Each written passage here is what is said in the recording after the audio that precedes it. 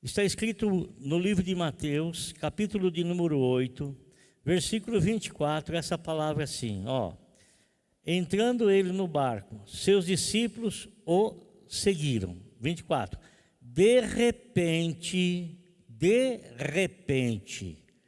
uma violenta tempestade abateu-se sobre o mar, de forma que as ondas inundavam o barco. Jesus, porém, dormia. De repente, uma violenta tempestade abateu-se sobre o mar. Amados, de repente é algo inesperado. É algo que acontece subitamente. É algo impensado. E geralmente essa palavra, essa expressão, ela está ligada a algo negativo. A algo negativo. Porque de repente é algo que acontece sem você ao menos esperar, sem você ao menos aguardar. E esses de repente que às vezes acontece comigo, acontece com você, aconteceu com o Senhor Jesus Cristo e aconteceu também com os discípulos dele. Nosso Senhor, Ele falou com os seus discípulos, Ele deu uma ordem para os seus discípulos, vamos subir no barco. E no texto paralelo lá de Marcos, ele diz assim, vamos atravessar para o outro lado. Nesse texto aqui não diz isso, mas no Marcos, que é um texto paralelo, o escritor diz que o Senhor disse essas palavras, vamos atravessar para o outro lado. Isso é, o Senhor estava apontando um caminho para onde eles deviam ir. Sabe, irmão, o Senhor Jesus Cristo, Ele nunca andou sem direção. E o Senhor Jesus Cristo nunca deixou os seus seguidores sem direção, sem rumo, sem orientação. Nunca, jamais Ele fez isso. Ao contrário, Ele sempre direcionou-se e Ele sempre também direcionou aquelas pessoas, aqueles irmãos, aqueles discípulos que Ele havia arregimentado para se tornarem aí soldados seus, anunciadores das boas novas do reino dos céus. E, logicamente, o Senhor Jesus Cristo, ele tinha assim uma expressão maravilhosa. Ele tinha um poder de persuasão muito grande, não apenas na palavra que ele dirigia, não apenas na palavra que ele falava. E aquilo que ele falava chamava tanto a atenção das pessoas, que muitas vezes os sumos sacerdotes, com muita inveja dele, porque quando o Senhor Jesus Cristo subia no púlpito da sinagoga para falar, irmão, o céu descia. Quando o Senhor Jesus Cristo subia no púlpito e mandava o guarda-livros trazer para ele os livros, e ele sabia onde ele ia ler, quando ele lia aquilo que estava escrito, e ao ler aquilo que estava escrito, ele explanava, isso é, ele ensinava, ele orientava, ele capacitava as pessoas que estavam ali ouvindo para entender e compreender aquilo que ele estava anunciando, aquilo que ele estava falando, aquilo que ele estava transmitindo. E isso chamava a atenção das pessoas, por quê? Porque elas comparavam a mensagem que ele pregava, a maneira como ele falava, com os demais rabinos, com os demais mestres, com os demais ensinadores, com os demais doutrinadores, com os demais que liam a Bíblia, o cânon sagrado do Velho Testamento, em todo sábado na sinagoga. Então, quando o Senhor Jesus Cristo, amado, quando ele estava lá e ele fazia uso da palavra, eu creio que as pessoas diziam assim, hoje nós vamos ouvir uma boa mensagem. Eu creio que muitos pensavam assim, hoje nós vamos aprender, hoje nós vamos receber um alimento sólido, hoje nós vamos receber um alimento que verdadeiramente fará diferença na nossa vida. Hoje nós seremos ensinados, hoje nós seremos doutrinados. E olha, irmão, você sabe que o povo de Israel, desde a mais tenra idade, eles foram pessoas que, aplicadas aos ensinamentos bíblicos e eram pessoas que se dedicavam a aprender as Sagradas Escrituras. E até hoje é um país dos mais desenvolvidos. Os maiores cientistas estão lá. Os maiores cientistas do passado nasceram lá.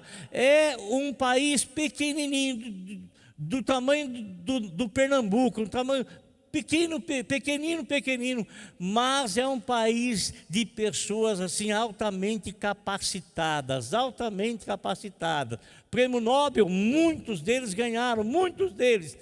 E por quê, amado? Porque desde cedo eles aprenderam ao quê? A se dedicarem a ouvir os ensinamentos bíblicos.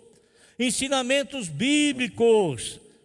O salmista disse assim: Senhor, eu tenho mais capacidade do que os meus próprios mestres. Quando ele fala isso, ele estava querendo dizer que ele, quando aprendia coisa secular, ele tinha maior entendimento do que os mestres que ensinavam. Por quê? Porque ele tinha conhecimento espiritual, ele tinha conhecimento da revelação da palavra de Deus. Então, quando o Senhor Jesus Cristo estava no púlpito para pregar, para ensinar, amado irmão, o sumo sacerdote morria de inveja. O sumo sacerdote tinha uma inveja terrível, porque ele não ensinava como o Senhor Jesus Cristo ensinava. E eles recebiam testemunhos das pessoas que ouviam as prédicas, as mensagens, as pregações do Senhor. Muitas vezes soldados vieram com a autorização do sacerdote mor lá para prender o Senhor, mas quando ele chegava na sinagoga e o Senhor estava ensinando, o Senhor estava pregando, o Senhor desarmava-os através da palavra. Eles ficavam sem ação, eles não tinham condições, não conseguiam prender o Senhor. Por quê? Porque aquilo que o Senhor Jesus Cristo falava, ele não transmitia a palavra dele como um político, ele transmitia a palavra dele com autoridade vinda dos céus, com autoridade vinda dos céus. Então, amado irmão, o Senhor Jesus Cristo, ele tinha um diferencial. E o diferencial era isso, era a manifestação do poder de Deus na vida dele. E as pessoas não apenas ouviam os seus ensinamentos, as pessoas não apenas ficavam vidradas quando ele começava a falar, mas eles sempre também aguardavam o quê? Aguardavam a mensagem por completa. E qual era a mensagem por completa? Ele ensinava provocando fé no coração das pessoas, e na sequência então ele orava pelas pessoas enfermas e doentes, pelas pessoas com muitas situações adversas e contrárias, e essas pessoas recebiam a bênção diretamente do Senhor. Glória a Deus, irmão. Glória a Deus. Você já imaginou, amado? Eu falava aqui quarta-feira à tarde para os irmãos, o privilégio que aquele povo teve, amado, de olhar para Jesus, de ouvir a voz do Senhor Jesus Cristo, de contemplar o Senhor, de presenciar os milagres que ele fazia. Amado irmão, era uma coisa riquíssima demais, era uma coisa gloriosa demais, era uma coisa tremenda demais. Ah, quem dera se tivéssemos a oportunidade de ter visto. Ah, quem dera. Quem dera se nós tivéssemos tido a graça do Senhor de ver. Mas aprove a Deus nos dar essa graça hoje. Então o Senhor, ele jamais deixa as pessoas sem um norte, sem uma orientação. Ele jamais, amado irmão, não existe um seguidor de Cristo. Seguidor, para você seguir o Senhor Jesus Cristo, você tem que buscar compreensão na leitura da palavra dele, porque ele se revela ali. Examina as Escrituras, porque vocês cuidam ter nela a vida eterna, e elas falam ao meu respeito. Por quê? Porque a palavra ela é lâmpada para os meus pés e é luz para o meu caminho. E aquele que me segue, disse o Senhor, não anda em trevas, mas tem a luz da vida. Tem a luz da vida. Então o Senhor Jesus Cristo, amado, Ele sobe no barco, os discípulos sobem juntos, e Ele está navegando tranquilamente, os discípulos estão navegando com Ele tranquilamente, o Senhor não está na direção do timão, o barco tinha vários pescadores lá, tinha Pedro era pescador, dirigia barco, logicamente. André, irmão dele, também era. João também era. Tiago, irmão dele, também era. Enfim, a maioria deles eram pescadores, então eles sabiam conduzir um barco. Jesus não precisava conduzir aquele barco, não precisava. E não precisando conduzir aquele barco, então ele estava descansando na polpa do barco, descansando. Está tudo bem, amado, está tudo tranquilo. Tem uma pessoa que é apta, tem uma pessoa que é um profissional, que está guiando o barco, maravilha, tranquilo. Assim também como às vezes acontece com a nossa vida, amado. Tem vezes que a nossa vida assim é uma coisa maravilhosa, uma coisa magnífica. E às vezes eu fico pensando, Senhor, o que será que está acontecendo, hein? O que será que está acontecendo? Por que essa calmaria tão grande? Por que essa tranquilidade tão grande? Por quê? Porque são raras as vezes que assim acontece, porque nós estamos navegando no mar agitado pelas ondas do mundo. Nós estamos navegando no mar, e geralmente o nosso navegar no mar da vida aqui, nós estamos navegando contra a correnteza. Estamos navegando contra a correnteza, e navegar contra a correnteza exige perícia, navegar contra a correnteza exige discernimento, navegar contra a correnteza, nós temos que ter aptidão para conhecer o momento, para ver o momento, para reconhecer a hora, para tomarmos decisões certas no momento certo, na hora certa.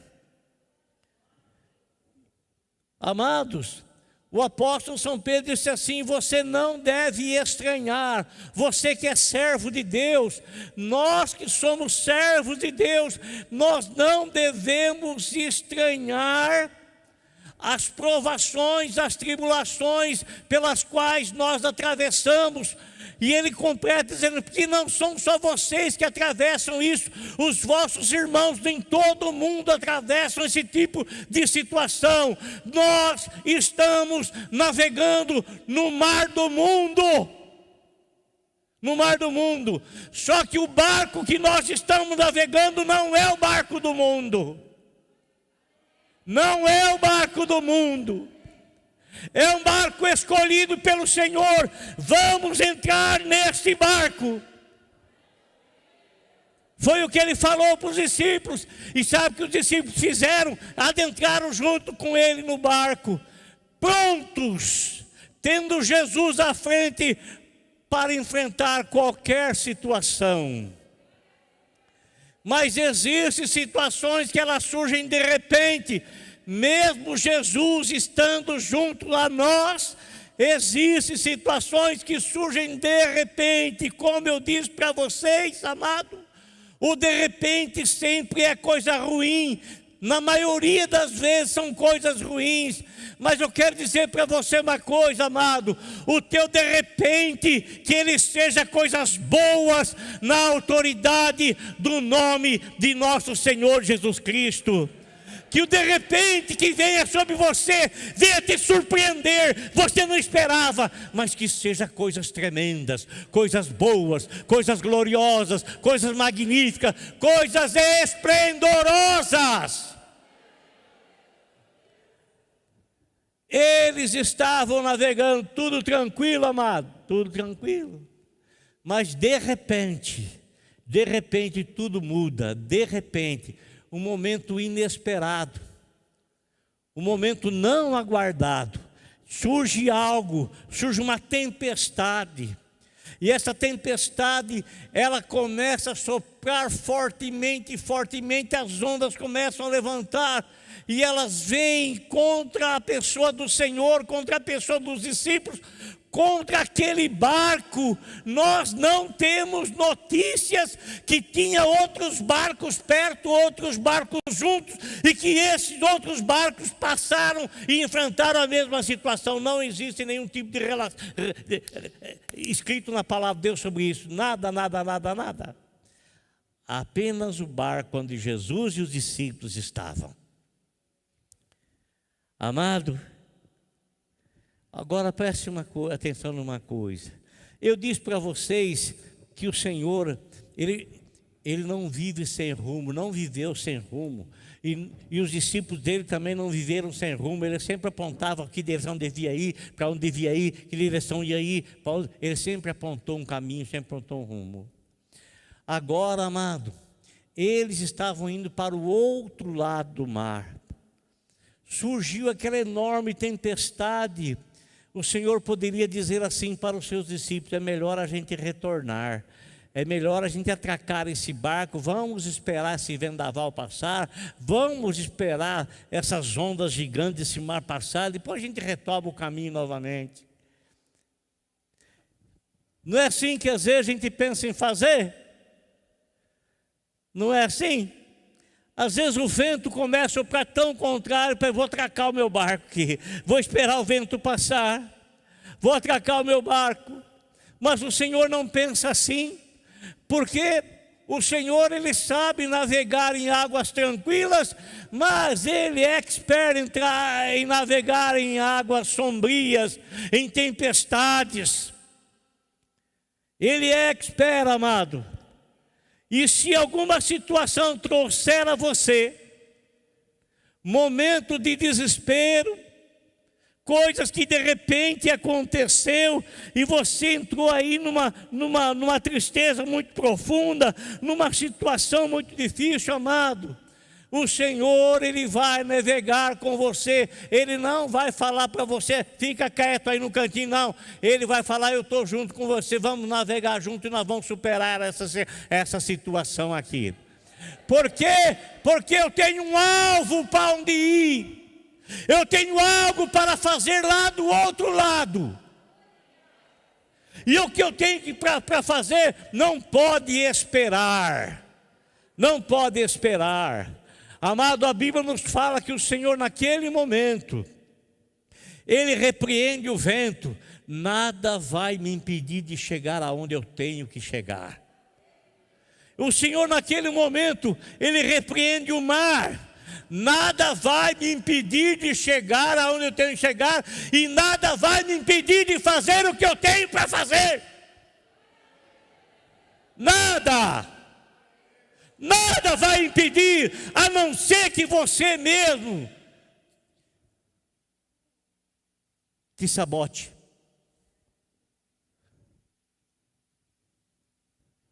Porque se o Senhor está junto contigo, Ele não fala para você: espera, eu pus você nessa situação, você está junto comigo, eu estou junto contigo, vamos em frente. Eu tenho algo para fazer lá do outro lado. Eu tenho algo para fazer lá do outro lado. Amém?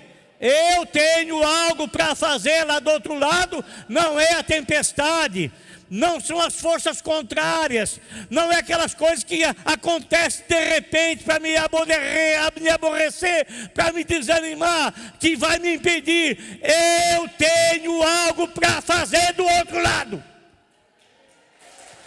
Eu tenho algo para fazer lá.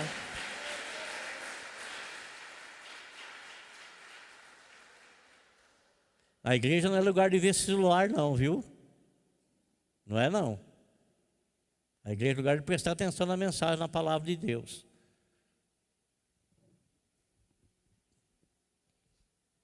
Não é proibido ver celular, mas não na igreja, na hora do culto, da pregação.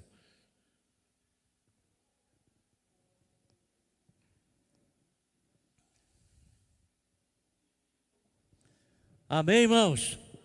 Glória a Deus. Deus tem um de repente de coisas grandes e maravilhosas para a tua vida. Ele tem um de repente, algo que você não espera, algo que você não planeja, algo que você não pensa. O Senhor vai te surpreender com um de repente de coisas boas na tua vida. Ele vai te surpreender. Aleluia. Louvado seja Deus.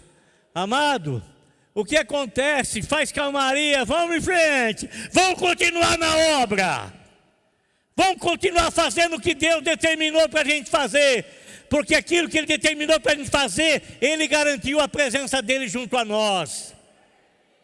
Ele não garantiu a presença dEle junto a nós se fizermos aquilo que Ele não falou para fazer, aquilo que Ele não mandou fazer. Mas se Ele mandou fazer, Ele garante a presença dEle conosco. Amado, quando eles chegam lá do outro lado, eles estão no território chamado Gadara, ou a terra dos Gadarenos. Chega lá, Jesus tem uma obra grande para fazer lá. O vento não podia impedir. As ondas do mar não podiam impedir, porque a obra que o Senhor tinha para fazer ela era uma obra muito grande na vida de duas pessoas. Uma obra muito grande. E esta obra seria testemunho para toda a cidade. Quando ele atraca o barco dele lá do outro lado, amado, ele desce, e quando ele desce do barco, a Bíblia nos fala que vem dois homens babando,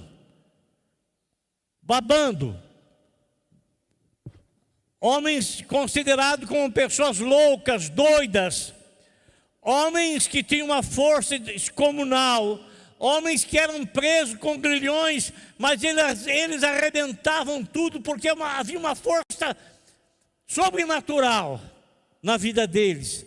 Esses dois homens que viviam nos sepulcros em Gadara, esses dois homens vêm em desabalada carreira, e eles vêm na direção do Senhor, e quando eles chegam perto do Senhor, eles não conseguem ter acesso na pessoa de Cristo. Não consegue.